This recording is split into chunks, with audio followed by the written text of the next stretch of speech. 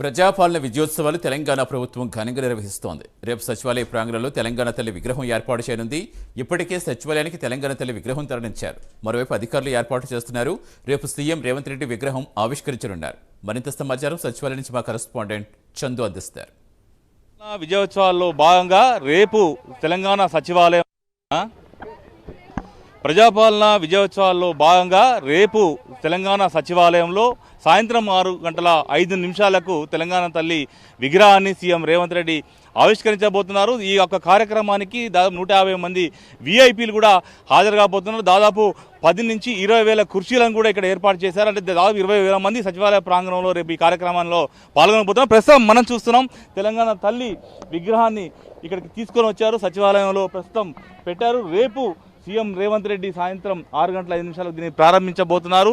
అయితే ఇక్కడ ప్రధానంగా మనం చూడొచ్చు విగ్రహానికి కుడివైపున ఒక డయాస్ను ఏర్పాటు చేశారు. ఆ డయాస్లో సాంస్కృతిక కార్యక్రమాలు కళాకారులంతా కూడా అక్కడ సాంస్కృతిక కార్యక్రమాలను నిర్వహిస్తారు. ఇక్కడ దాదాపు ఈ లాన్లో 10,000 మంది కూర్చునే సీటింగ్ ఉండేలా కూడా ఏర్పాట్లు అయితే ప్రస్తుతం చాలా చురుకుగా కొనసాగుతున్నాయి. ప్రస్తుతం మనం వీడియో జర్నలిస్ట్ మనకు చూపిస్తున్నారు. అదేవిధంగా విగ్రహానికి ఎడమవైపున చూసినట్టయితే పెద్ద డయాస్ను కూడా ఏర్పాటు చేస్తున్నారు. ఈ డయాస్ మీద సీఎం రేవంత్ రెడ్డి రాష్ట్ర మంత్రులతో పాటు ఎవరైతే అతిథులు వస్తారో వాళ్ళంతా కూడా ఈ డయాస్ మీద కూర్చుంటారు. ముఖ్యంగా గవర్నర్ జిష్ణుదేవ్ శర్మ అదేవిధంగా వివిధ పార్టీల నేతలను కూడా ఆహ్వానించారు. వాళ్ళందరినీ కూడా ఇదే డయాస్ మీద కూర్చుంటారు. ఇక్కడ కూడా దాదాపు 10,000 చైర్లు ఇక్కడ ఏర్పాటు చేస్తున్నారు. ఇక్కడంతా వచ్చిన వాళ్ళంతా కూడా ఇక్కడ కూర్చుంటారు. మొత్తంగా చూసినట్టయితే ఇప్పటికే దీనికి సంబంధించినటువంటి ఏర్పాట్లు అయితే చాలా చురుకుగా కొనసాగుతూ ఉన్నాయి. ఇప్పటికే విద్యుత్ దీపాల అలంకరణతో సచివాలయం అయితే పూర్తిగా చాలా అలంకరణతో పూర్తయినట్టుగా మనకు స్పష్టంగా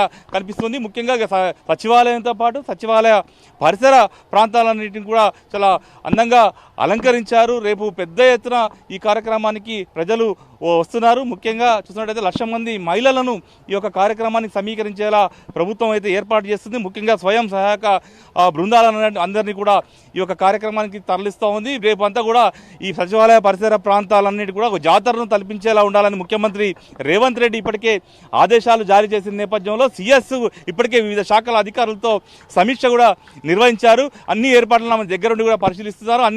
అన్ని విభాగాల అధికారులంతా కూడా గత 3 రోజులుగా నిరంతరంగా కూడా పనిచేస్తూ ఉన్నారు. మొత్తంగా చూసినట్టయితే ఏడాది కాంగ్రెస్ పాలన వైభవాన్ని చాటేలా కూడా ఏర్పాట్లు బాగా ఉండాలని చెప్పి సీఎం చెప్పిన నేపథ్యంలో రేపు పెద్ద ఎత్తున తెలంగాణ తల్లి విగ్రహావిష్కరణ కార్యక్రమం అయితే జరగబోతుంది.